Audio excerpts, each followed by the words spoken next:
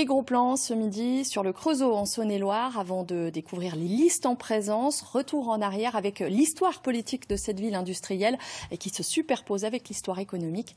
Les explications de notre expert Lilian Melet. Pour vous raconter l'histoire politique du Creusot, on va carrément enclencher la machine à remonter le temps. Parce que le Creusot est ce qu'on appelle une ville-usine, alors il faut s'intéresser à l'histoire de l'usine. Avant 1900, les maires s'appellent presque toujours Schneider et ils sont propriétaires des forges du Creusot.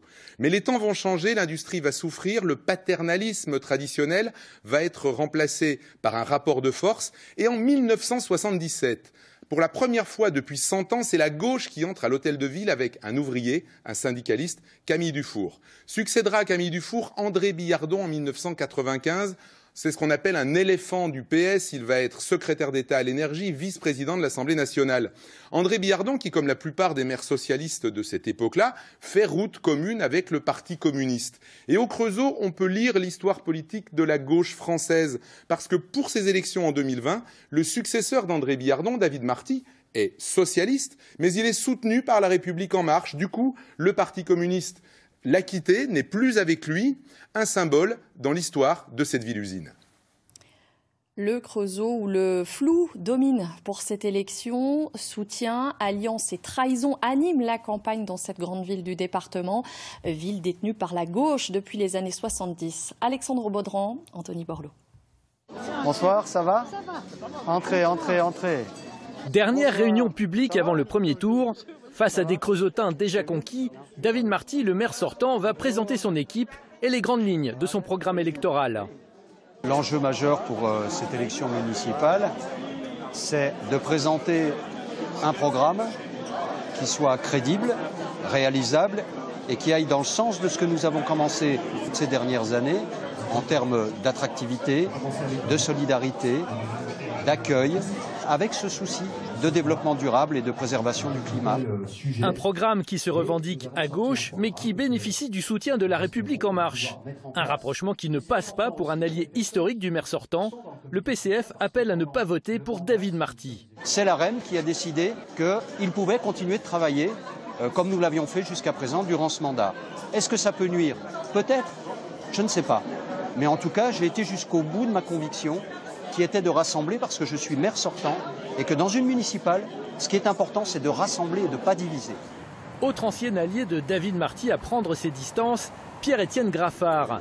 Tête de liste pour Europe Écologie Les Verts au Creusot, il espère profiter des bons scores des écologistes aux élections européennes de 2019. Ce que nous avons, c'est une liste qui est ouvertement de gauche, écologique et solidaire, avec tous ceux qui partagent la préoccupation environnementale et climatique et écologique dans notre pays. Principal leitmotiv pour les Verts, faire entrer cette ville industrielle dans la transition écologique. L'industrie sur le Creusot, c'est un atout. Par contre, il faut trouver de nouvelles solutions pour pallier aux faiblesses de cette mono-activité.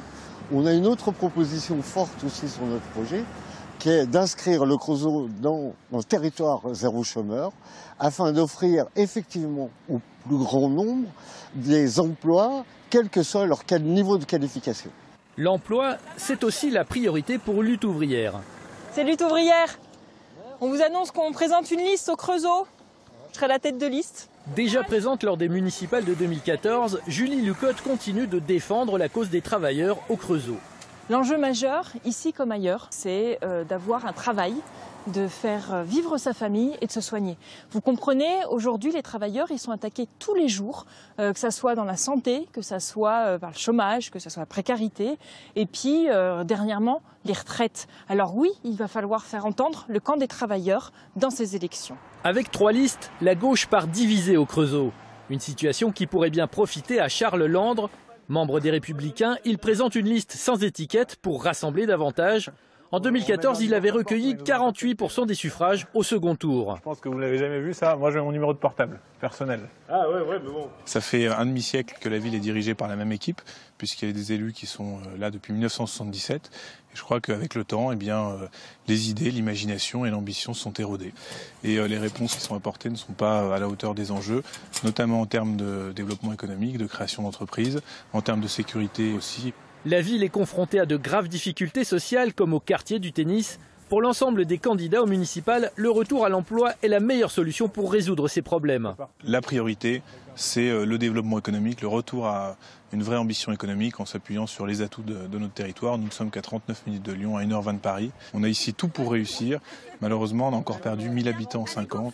Et moi, je crois dans le potentiel de cette ville et je crois vraiment qu'on peut faire ici de belles et grandes choses. Aux européennes, le Rassemblement national est arrivé en tête au Creusot avec plus de 24% des suffrages, mais ne présente pas de liste à ce scrutin. Reste à savoir vers qui se porteront ses électeurs.